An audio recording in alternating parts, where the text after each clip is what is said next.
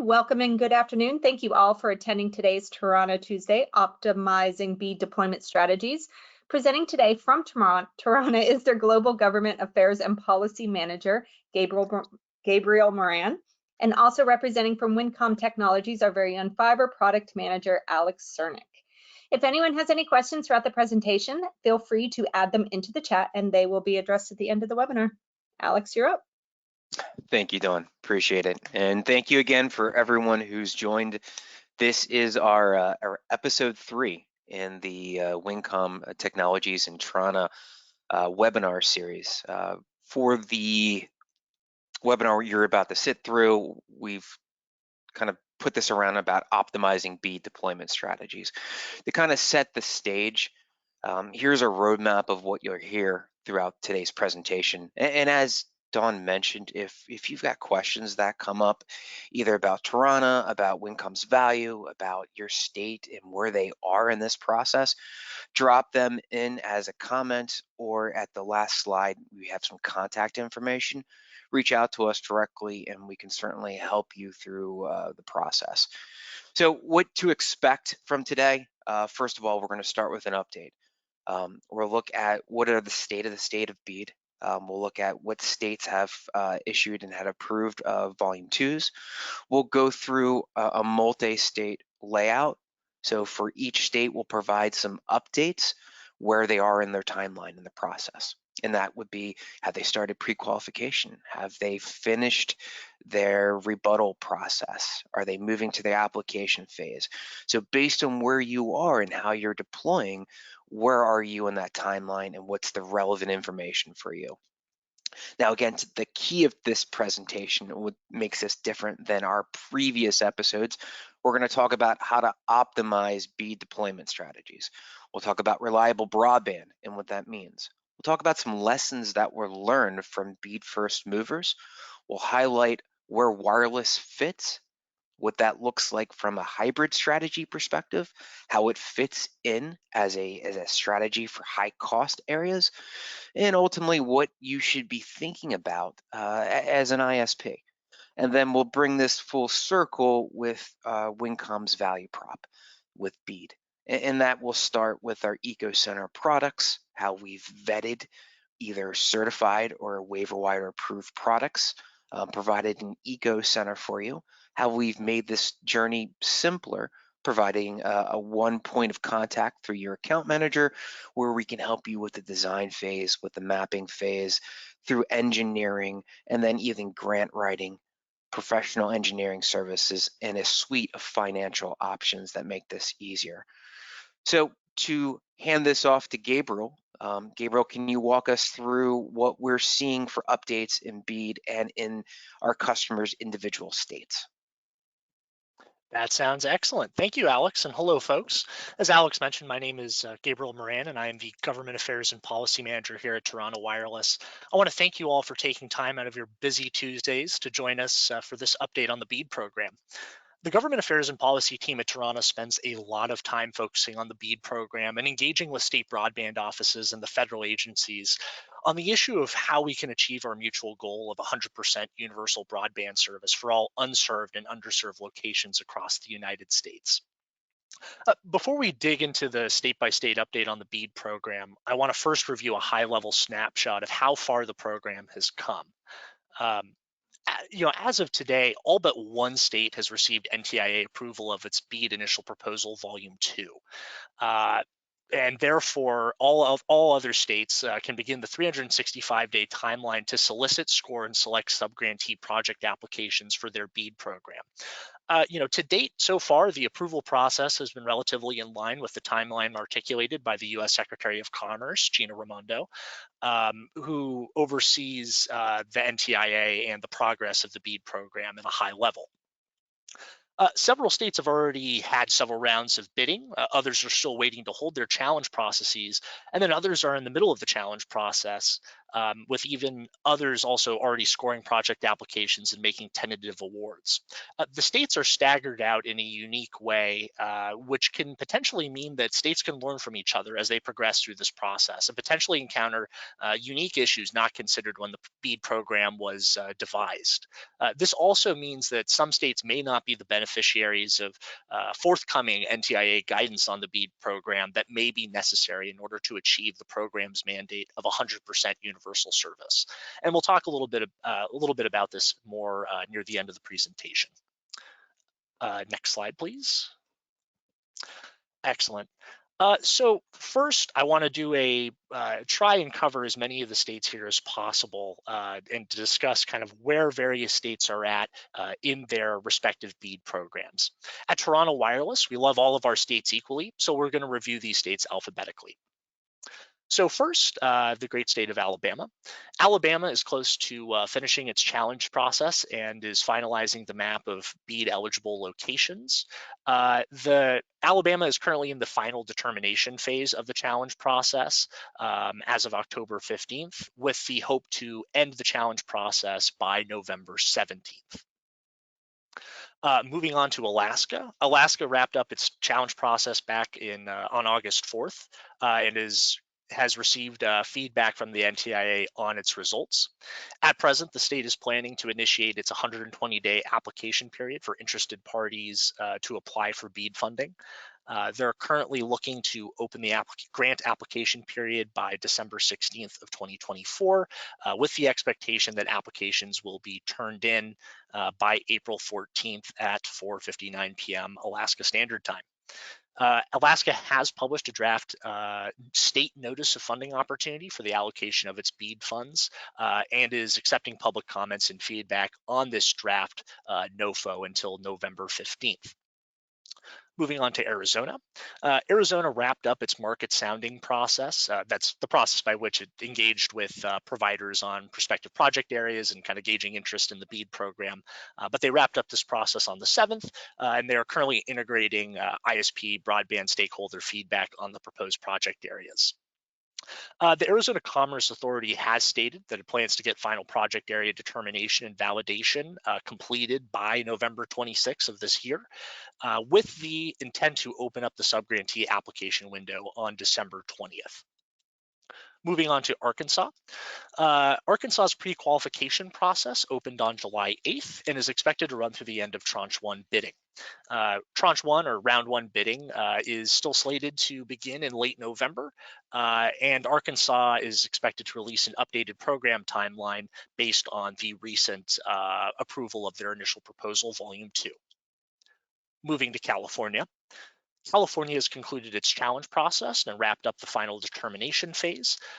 The challenge process results were sent to the NTIA for final review and approval on November 4th. California has not yet announced when they will initiate the BEAD application process. Moving to Colorado. Colorado has closed its BEAD application window as of October 28th. And within 12 days of the application window closing, the Colorado Broadband Office will publish a summary of the applications received. They've yet to publish that. The Broadband Office is now in the process of reviewing and scoring applications, and they will hold this phase for up to 160 days. Moving to Florida. Florida is in the process of working through the rebuttal and adjudication processes of the challenge process. They are still on track to submit the challenge process results to the NTIA for review no later than November 21st of this year. Moving to Georgia.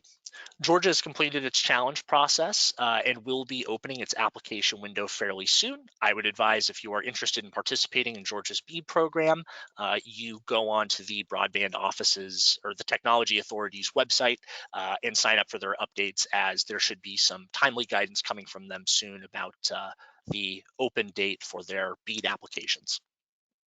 Moving on to Hawaii.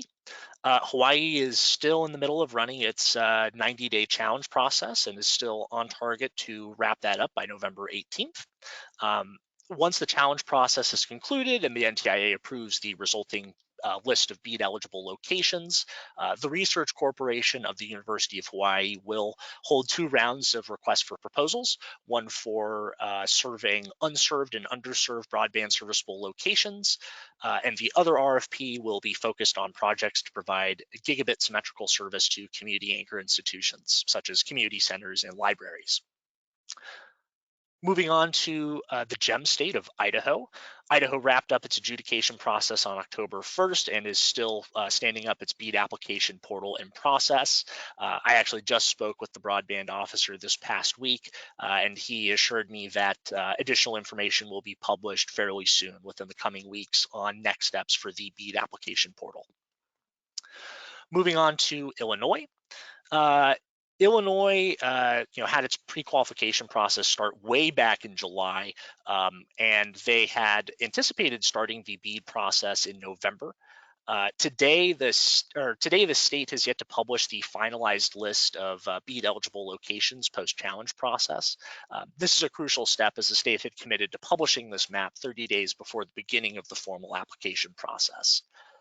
A state notice of funding opportunity is expected to be published soon, and had originally been slated to be published in October, but the broadband office has indicated the challenge process results review has taken longer than anticipated. So please pay attention to the Illinois Broadband Office's website for further guidance.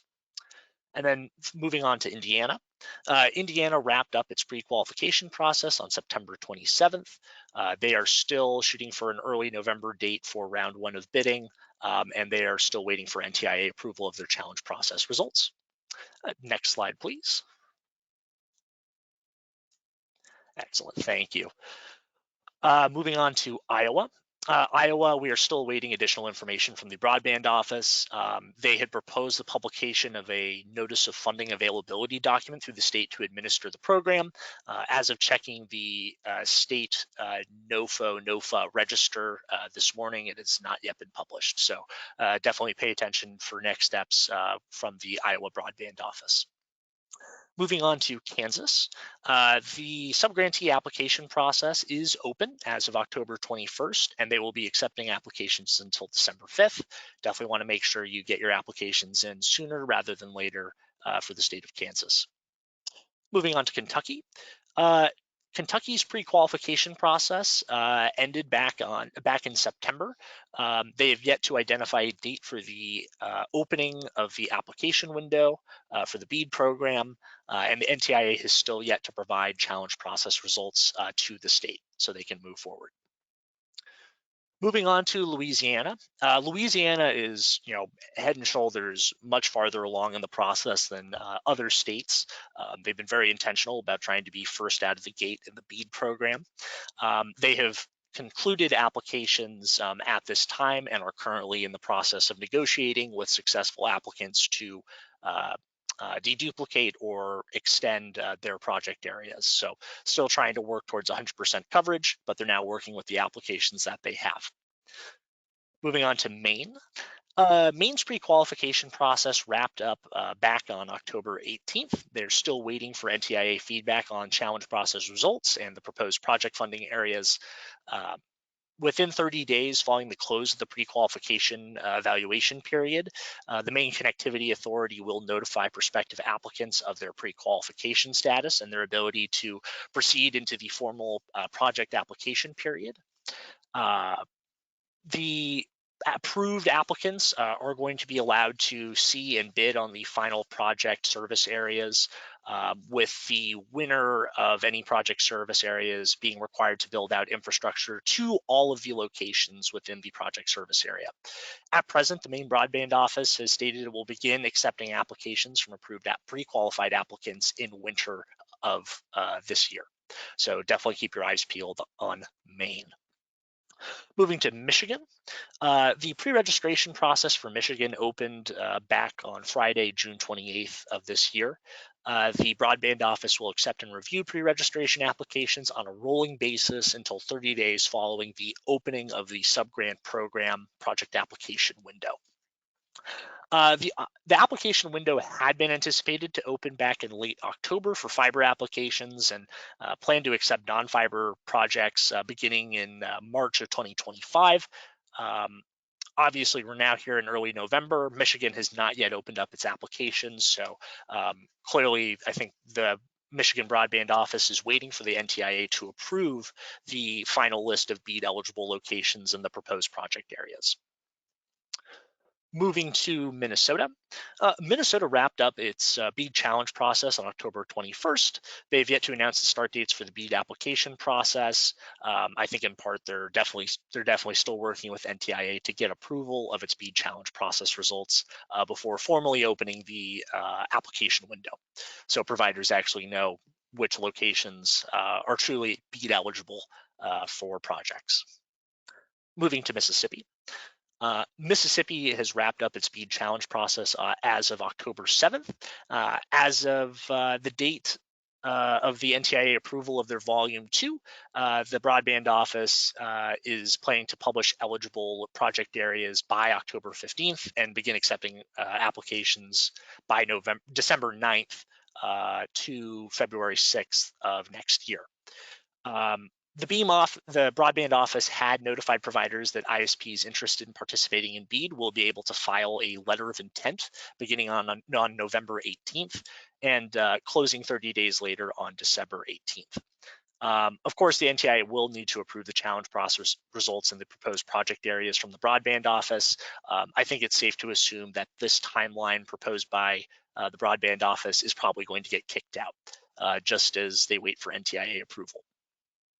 Moving to Missouri, the Missouri Department of Economic Development, which is overseeing the BEAD program, is currently reviewing the submitted pre-qualification materials. The pre-qualification applications were going to be due 15 days prior to the end of each BEAD scoring application submission period. BEAD Round 1 is expected to open on November 15th and will remain open for 60 days until January 31st of next year. Round one of pre-qualification is currently open and will close on January 16th. So if you are interested in Missouri, participating in Missouri's BEAD program and you're not yet pre-qualified, there's still time to get pre-qualified. Moving to Montana. The great state of Montana opened up its pre-qualification round back on March 12th of this year. The main round application period opened on August 13th, and the Montana Broadband Office will close or has closed this window as of October 31st. So at this point in time, Montana is no longer accepting applications for the BEAD program. Next slide, please. Excellent, thank you. Moving to Nebraska. The Nebraska Broadband Office has not published a bunch of information about the BEAD program. However, early next week, the Nebraska Broadband Office will be holding a town hall. I would encourage folks who are interested in participating in the Nebraska Broadband program or the BEAD program to register for that town hall to get some timely updates on where the BEAD program is at in the state.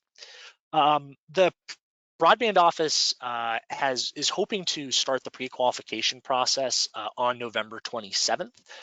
This pre-qualification process is slated to run for 30 days, after which successful pre-qualified providers will be announced.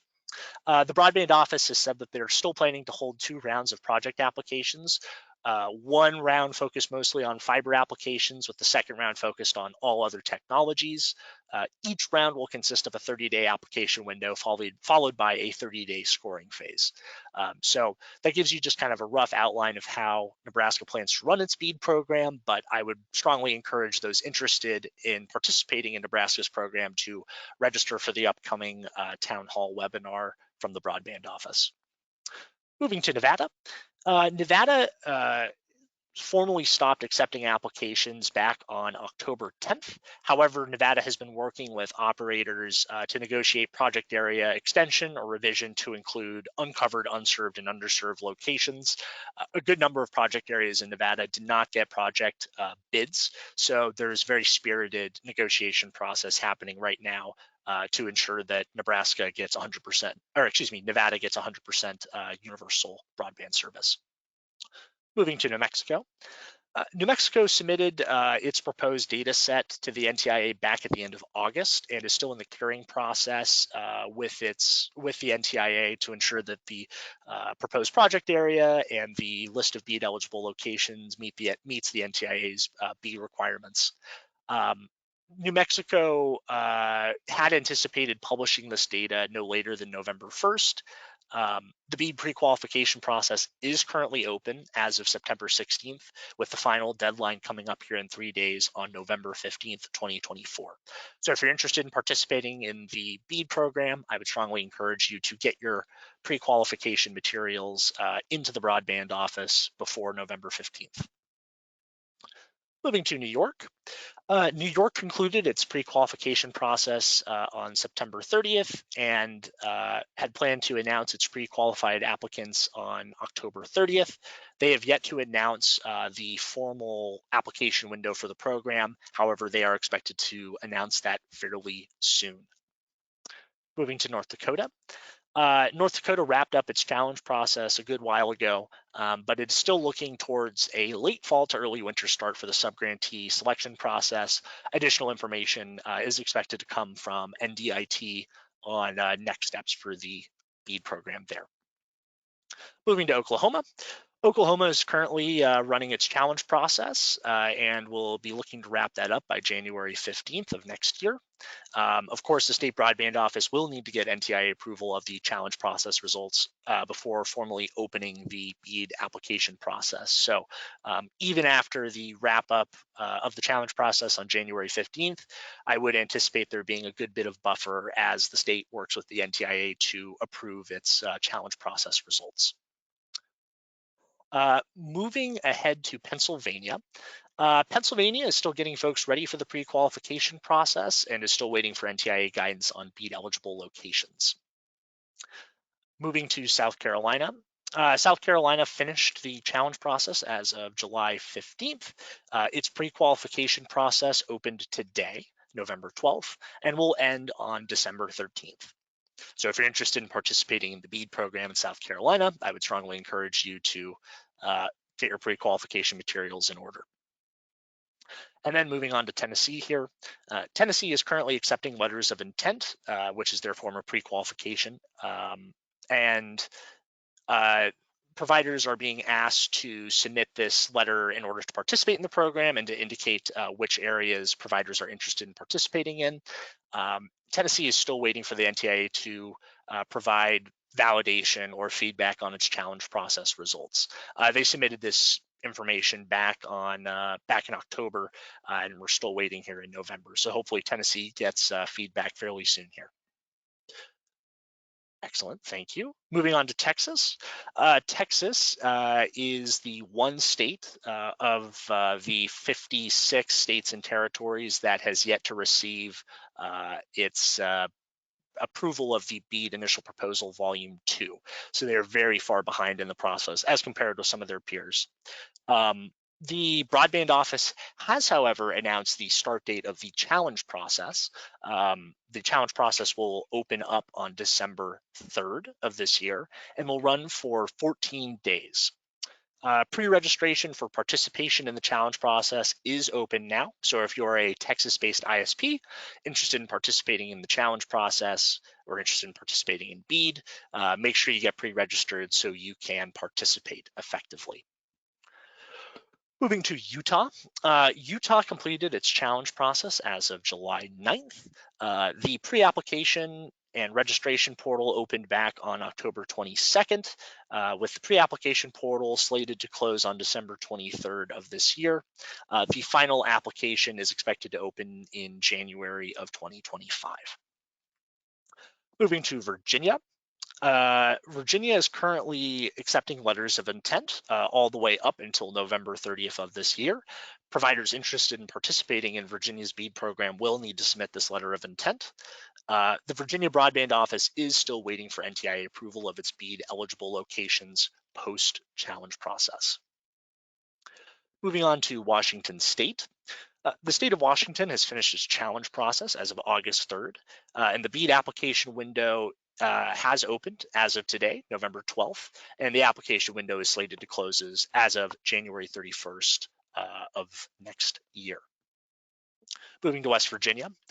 West Virginia initiated its full application phase starting on August 26th of 2024 with the intent to keep this open all the way up until October 24th. The West Virginia Broadband Office, though, has noted subsequently after closing the application window that certain locations or project areas may be eligible for an extended application acceptance period. The Broadband Office has announced that this extension round is going to be held for select areas that receive no applications or only receives non-cost effective applications. The presumptive open date for this extended round is expected to be in November with a close date in December. As far as I am aware, that date has not yet been published. Moving to Wisconsin. Wisconsin closed its window for the letter of intent back on October 1st of 2024. You did need to file a letter of intent in order to participate in the program.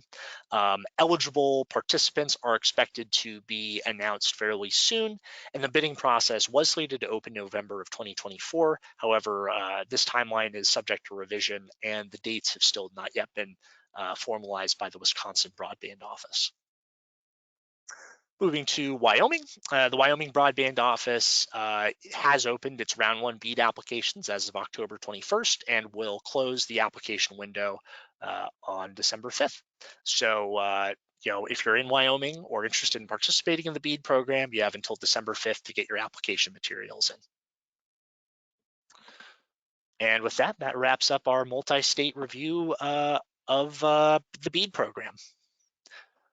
So as you can see, the BEAD program for just kind of this handful of states that we reviewed here, states are really all over the place in terms of where they are at in their BEAD program. Some states are fairly far along, others are really still in the opening stages of the BEAD program. But with all of this, with kind of some lessons learned from the BEAD program and others, kind of looking at other states, I think that we're really starting to see a pretty clear path forward to how providers can really optimize their BEAD deployment strategies using a mix of technologies, and particularly by incorporating next generation fixed wireless into their project applications.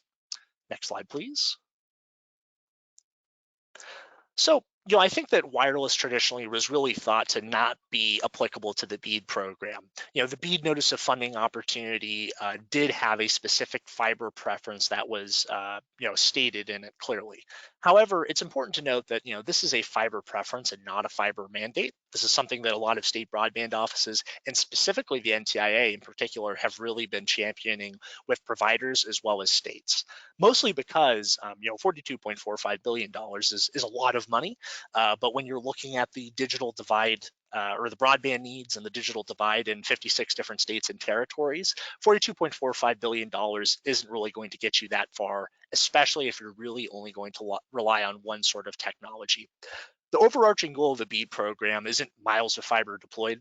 It's reaching 100% universal service and connecting all unserved and underserved Americans.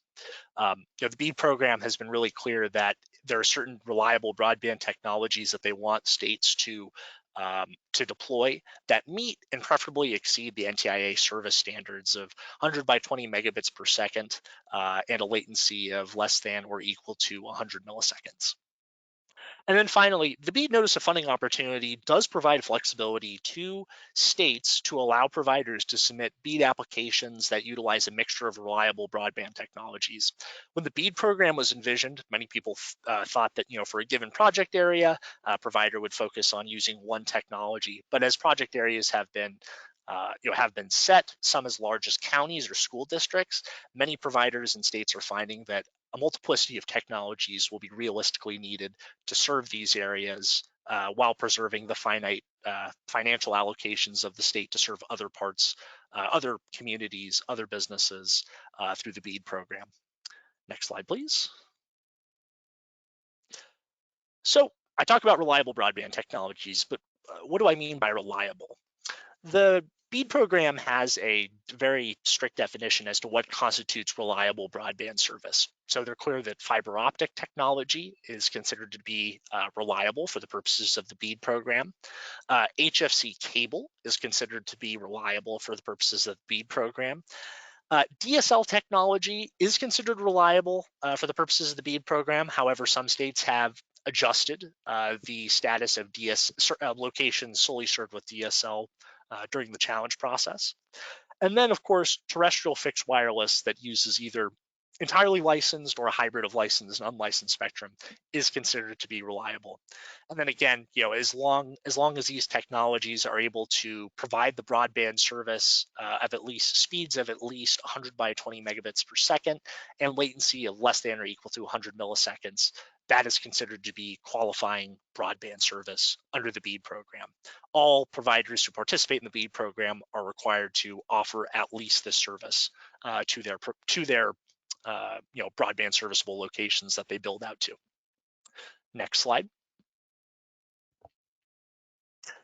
So on the reliable broadband technologies, one of the things that Toronto Wireless was really active in pushing for was ensuring that CBRS technologies were considered reliable for the purposes of the BEAD program.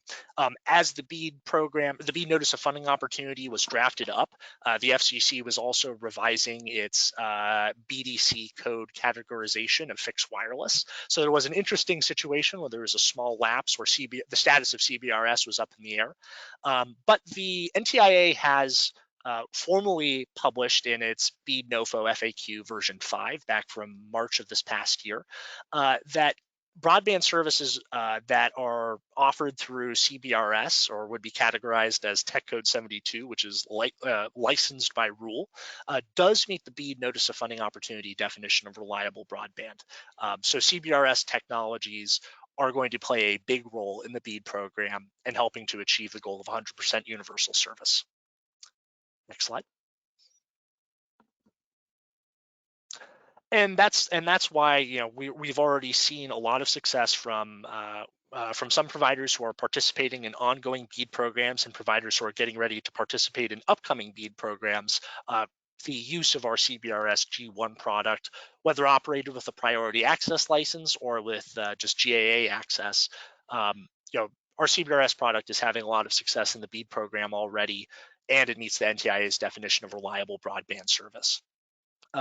For our technology in particular, we find that a lot of providers do have an advantage versus providers who are bidding some other wireless technology, in large part because providers are able to tell state broadband offices convincingly that the technology is able to not just offer the 100 by 20 megabit per second service, but is able to greatly exceed that, offering hundreds of megabits of service of upload and download at great distances and working around line of sight obstructions. And additionally, because of the ability to connect hundreds of customers to one Toronto base node, broadband service providers who are participating in BEAD, can really convincingly say that this is a technology that is scalable, that is able to offer great broadband service to existing customers and new customers, new homes or businesses that may come into the area that will need broadband service. Toronto Wireless and Winncom can assist you in the developing network designs that's to serve these locations utilizing our CBRS G1 product. And I would strongly encourage you to, if you already work with Toronto, you can reach out to your point of contact within Toronto, the team, our sales team, or of course you can reach out to the awesome folks at Winncom who can help you and get you pointed in the right direction. Excellent. So as I mentioned during my kind of multi-state overview, there are several states that have already accepted applications. They're already at the negotiation phase. They're working with providers to extend submitted or approved projects to ensure that all broadband serviceable locations are accounted for in the BEAD program. But a couple of lessons I think are giving some pause to state broadband offices and making them much more open-minded about wireless technologies being a key part of their state's program. First, I think a lot of state broadband offices have been really underwhelmed by the lack of ISP participation in the BEAD program. From the several states that have gone through at least one round of BEAD project applications, a lot of state broadband offices are finding that only a small percentage of their enumerated project service areas are actually receiving bids. State broadband offices have been engaging directly with customers, trying to figure out what are the impediments to folks really participating in the BEAD program. And some larger operators, names that you and I would recognize, have just indicated that the regulatory aspects of the program, the financial requirements in terms of the 25% match, are simply too burdensome for their participation. And as a result, fewer applications from fewer providers means that the states have to engage in really creative and spirited negotiation with BEAD participants in order to ensure 100% coverage. Moreover, states are really anxious about the compressed timelines that are impacting their plans for multiple rounds of bidding. As I indicated, there's an interesting lag time between, when a state wraps up its challenge process or setting its project areas, it has to submit those results to the NTIA for review and approval. And that process can at times can be fairly quick, but other times it can take quite a while, months at a time. Louisiana is a great example of a state where they were moving quite fast, and they lost several months of their 365-day timeline to federal approval of their challenge process results. So, with fewer time to run rounds of competitive bids, that really limits the window of opportunity for broadband offices to solicit competitive, numerous bids. And then finally, the NTIA has not yet wavered on the expectation that states deliver on the goal of 100% universal service. There are some states that early on were, kind of hoping to just sink their entire BEAD budget into fiber to just serve the unserved, and a certain portion of the underserved were simply not going to be accounted for by BEAD projects. The NTIA is not a pushover, and they've been really quite strong in communicating to the states that anything less than 100% universal service is unacceptable, or truly there have to be a very compelling reason for why a state was not able to deliver on that commitment. Next slide, please. So all of this spells out that there is this clear wireless opportunity for wireless internet service providers, or even providers who are traditionally fiber operators, to include wireless as a part of their BEAD applications. So, with fewer, as I mentioned, with fewer BEAD applications and fewer participating internet service providers, broadband offices are finding they have to be very pragmatic and creative about who they're working with. They have to work with the applications and the providers that successfully pre-qualify and make it to the negotiating table. This is especially true for states that have smaller allocations and larger, populations of unserved and underserved folks. They're already signaling to providers that they need wireless to achieve 100% universal service. Think states like Kansas or Utah that have already said that they expect that 25% to 30% of their BEAD allocation is going to have to be spent on wireless technologies to bridge the gap that they can't afford with fiber. Wireless providers, and this is where we're hearing this a little bit from our customers, as well as anecdotally from some state broadband offices. Wireless providers are and will be major assets for broadband offices to expand coverage through hybrid technology project applications that get decided during the negotiation phase. Subsequent guidance from the NTIA that got published back on August 26th really opened up the playing field and empowered states to consider so-called unreliable broadband technologies. So think unlicensed fixed wireless and low Earth orbit satellite. This, I think, really is showing that there is increasing urgency recognized by the federal government and is being articulated by the states that they're not getting the participation in the BEAD program that they were hoping for, and therefore they're trying to find ways to get more participation from more providers so they can have a more competitive BEAD application process, and therefore have more projects to select from to make the job of achieving 100% universal service much easier. Next slide, please. So with all that being said, that there are kind of a couple of recommendations I would make to the folks who are on this call today. First, if you're a wireless internet service provider, I would say consider partnering with a local fiber company to submit a hybrid technology bid. Kind of having that dual technology application will, increases the likelihood that a provider is able to, serve every single location. They're not going to face expensive costs that prohibit their ability to achieve 100% service for a given project area. And it just gives more room to negotiate, kind of more facets of an application to negotiate with a state broadband office. For states with multiple rounds of bidding, I would really recommend that alternate technology providers or folks who are bidding wireless should look to feasibly bid all unbid project areas or clusters of BSLs. Ubiquitous bids within the BEAD program just better assures the chance that a provider is going to get invited to the negotiating table to serve a given project area or a given cluster of BSLs, and maximizes the opportunity for a provider to win BEAD money or BEAD bids as part of a state's program. Next, with next generation fixed wireless access in particular, providers who are bidding NGFWA should submit project bids that exceed the 100 by 20 megabit per second speed standard. Exceeding that speed standard is a very easy way to signal to broadband offices that you're deploying a future-proof and scalable broadband solution to serve these communities, and that this isn't a technology that is going to have to be replaced in 2 years or 3 years, that this is a sustainable investment in broadband connectivity for these communities. And depending on the state, this approach of exceeding the 100 by 20 megabit per second speed threshold will max out some of these additional project scoring criterias, such as the speed of network or other technical capabilities scoring component, which offers valuable application points for non-fiber applicants to be competitive. And then finally, if there is one item that I think folks should take away from this call today, it's get to the negotiating table. I think that a lot of providers view the BEAD program as sclerotic and inflexible, but I think that once you get to the negotiating table, you get through the pre-qualification process, you submit a project bid, and you get to the negotiating table with the broadband office. I think that really, there is kind of this other informal kind of application round almost within this negotiation process that I think really is going to benefit wireless providers significantly, just to ensure that the state is able to get 100% universal service. Next slide, please. And just finally, I really want to just touch on kind of this concept of the hybrid technology bids.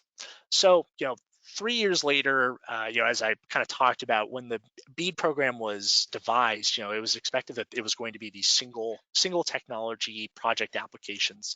But 3 years later, this dual mandate of universal service in all fiber projects is just mathematically infeasible. And as a result, we're seeing NTIA and states encouraging providers to submit these project bids that deploy both fiber and some other reliable broadband technology to keep prices down while also delivering the broadband service that's called for under the BEAD program. Applications with multiple technologies for service are generally going to be considered for an award if they can satisfy the speed of service requirements or can attain a lower cost per location within the applied project area due to the combination of technologies. So, with that, with that in mind, next slide, you'll find that what you're ultimately going to see is you'll have ultimate provider flexibility. Next slide, please. Oh, there we go. With the provider flexibility, that's ultimately going to give states much more time and many more resources in order to navigate some of the hidden challenges within the 365-day BEAD timeline.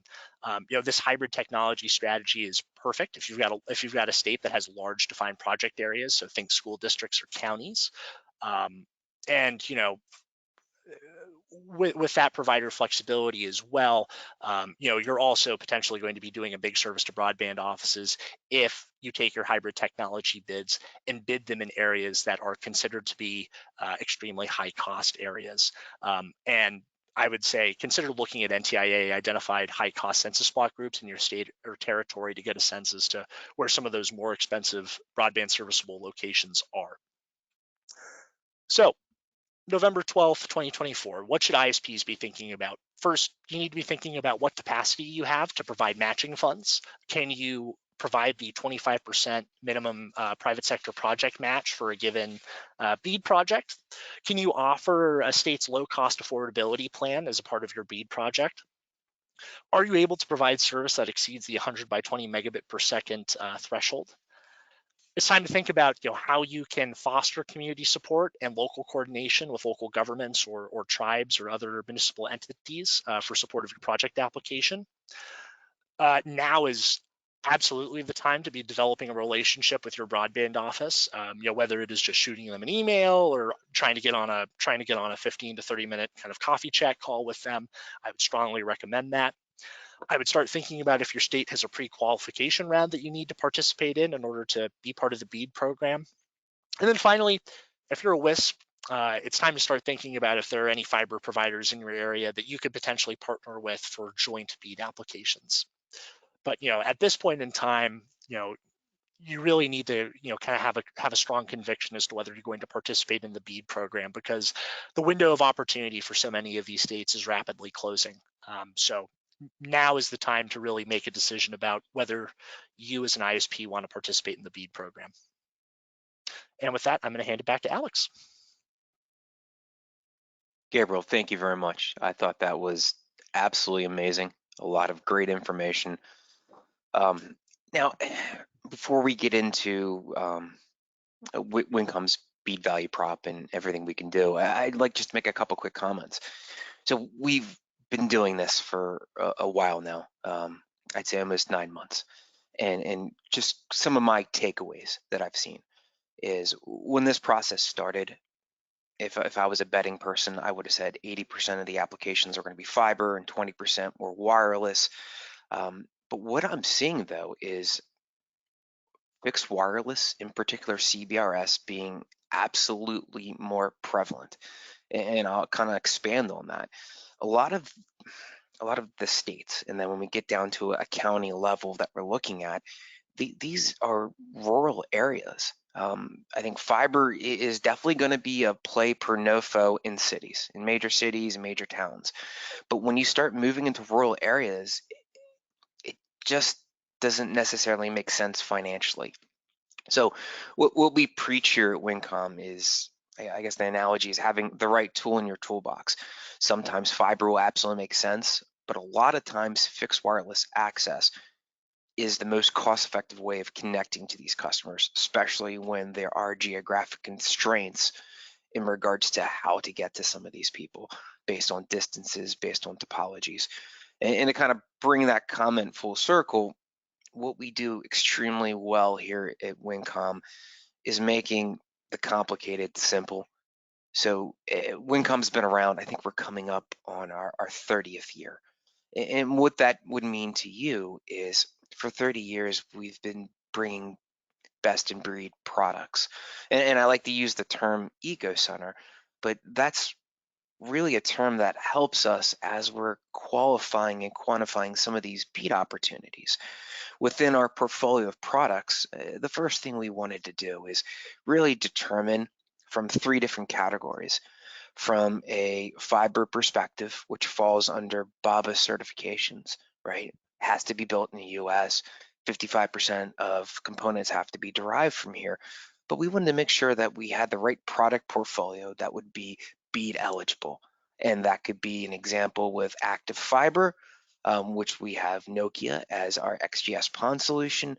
That could be an example of our passive fiber, and that could be OSP. It could be AFLs, Aerial, Barrel. It could be Duralink's conduit.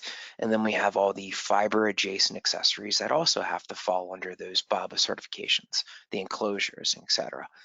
That second category is fixed wireless access. Now, before you can get to the end users, you have to have a middle mile. So part of BEAD allows for licensed microwave, millimeter wave, those technologies that connect the towers that allow Toronto CBRS to be able to have that sufficient bandwidth. And again, CBRS also falling within that bucket. And then the third bucket would be infrastructure, where there is a DOC de minimis waiver, which allows for either $1 million or 5% of the total grant award to be allocated to either towers, to non-pens, to standoffs, to infrastructure that's going to support both middle mile and last mile wireless access. So again, within our portfolio of products, we've clearly defined who's eligible. And then as you move through this process, we have eligibility forms that will help from the grant submission process.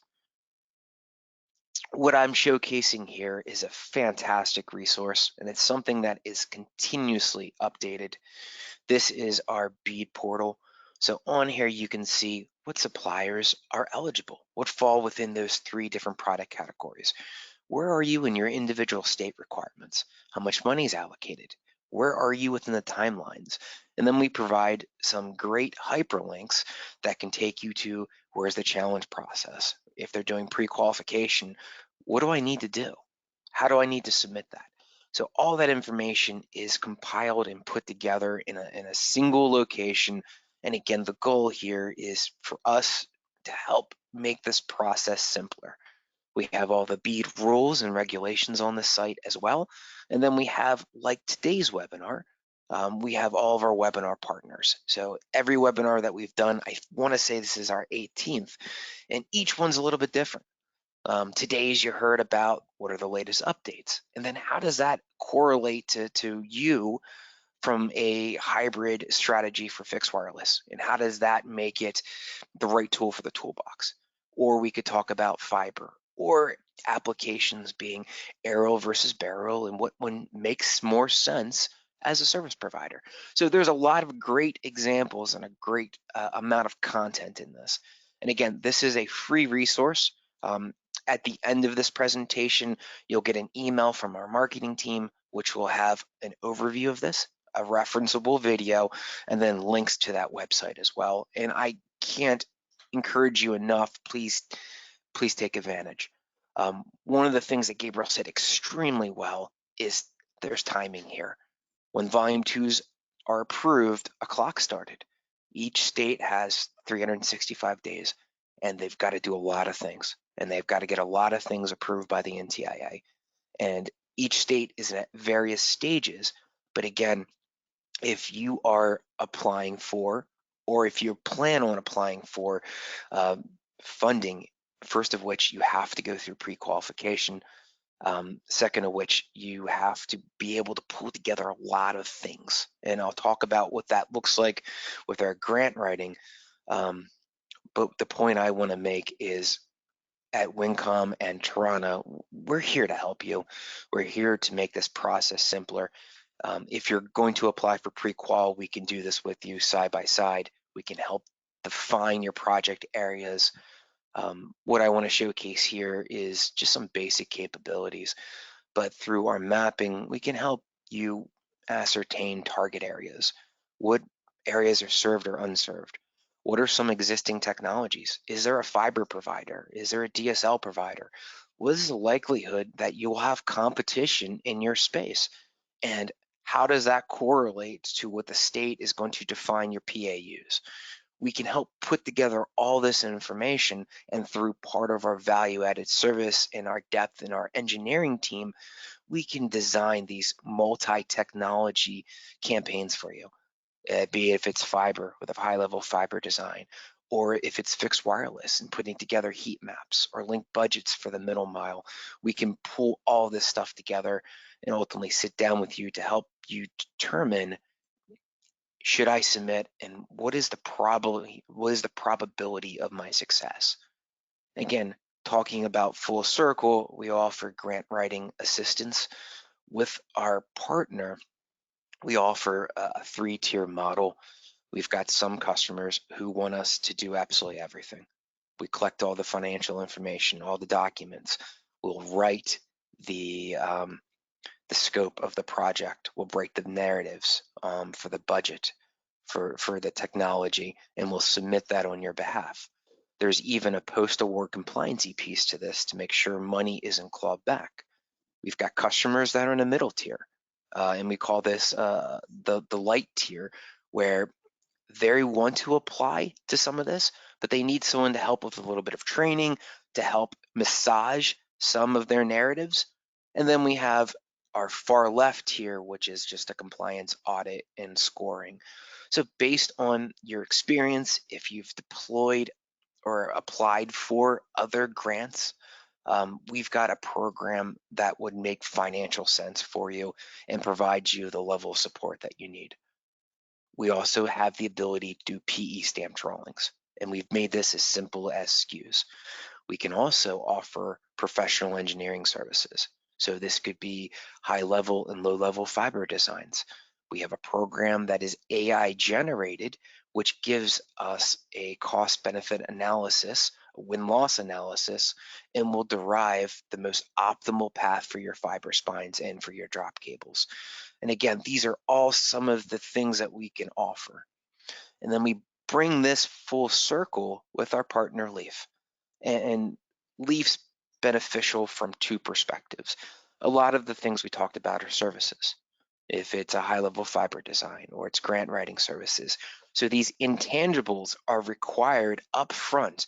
Now they are reimbursable, and that might vary to a degree per state, but that money can be recouped as you are approved as an applicant and as money is released.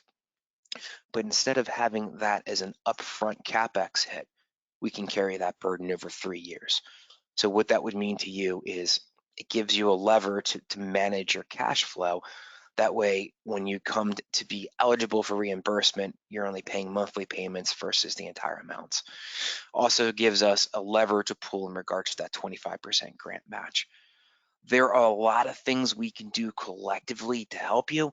I'd recommend 2 different email addresses here. If you're thinking about applying or have applied or have questions or need assistance, BEAD at Winncom. It's a mail stop. It's got a team of people associated to it. And again, our mission here at Winncom is to help each and every one of you and to make this as simple and as successful as possible. And then we've got Tarana's contact here with Gabriel as well. We've got one more episode coming up. It's about eco centers and what that looks like. And I talked about those various buckets, but we'll quantify that from a BEAD certification perspective. So again, everyone who's joined, I certainly thank you for your time. I'll open this up to questions. And Gabriel, do you have anything you'd like to say to conclude, or last messages? Nope, no concluding remarks. I want to thank the folks who took the time to listen to this call. I just thank them for their time. Excellent. So again, please reach out to us if there's questions. Take advantage of that free resource. And again, my last comment would be Winncom and Tarana, we're here to help you succeed and to enable your success. So please reach out, and thank you again for your time. Hey, Alex, I don't want to interrupt, but we do have one question if you have a quick moment to answer it. Of course. With Google Market Planner closing down, how is Tarana planning its BEAD deployments? I can answer that question. Alex, shoot me an email if you're currently working or thinking about deploying Tarana for BEAD. We're currently working on preparing additional network planner tools for folks who are deploying Tarana. We also do have documentation on our private portal right now that does give insights as to how to model Tarana or how to plan a Tarana network using other tools that are not Google Network Planner. And then I can add on to that here. I showed one slide that talked about some of the QGIS mapping capabilities. So we've done a lot of these so far. So what this looks like is it starts with a conversation. What counties are you looking to build into? So from that, I can export areas that are unserved or underserved. Now they're exported as hexagons, but we do this via Google Earth. And each one of these things we kind of add as a layer. So it starts with eligible areas, and then we overlay that with your asset locations, where your towers. And usually this is a two-part thing. What's currently existing, and then what do you have access from? That would be like a lease relationship, like American Tower. But that again gives us where all of our potential asset nodes would be, where we could potentially have BNs. So the next layer is either manually, or sometimes it depends on the state, I can export, but we'll export with a PAU. And the PAU is essentially, this is the project area. So it could be a county. Most of them are not, though. Most of them are census blocks, and a lot of PAUs are multiple census blocks together. But we'll export that on top of it so we can see eligible locations, existing assets, how that state is going to consider project areas. And then from that information, we use a Trana design tool, and we can do this with Trana. We can do it internally. We've got a lot of different capabilities, but we essentially, what are the tower locations for the BNs? What are the heights? What are the azimuths? What are all your subscriber locations? And then collectively, we can put together some heat mapping. Now, again, this works perfectly with our tools. So if you are interested, and this was a fantastic question, reach out, and we're here to help. Thank you. Great question. If we can keep the next one to true or false, that would be amazing. Are there any more? No, that's it today. I do want to, as a quick reminder to our listeners, we'll be sending out an email shortly with all the information you just learned, so please keep an eye out for that. And I hope you all have a wonderful rest of the day. And as always, thank you for joining. Thanks, guys. Have a good one. Thanks, folks.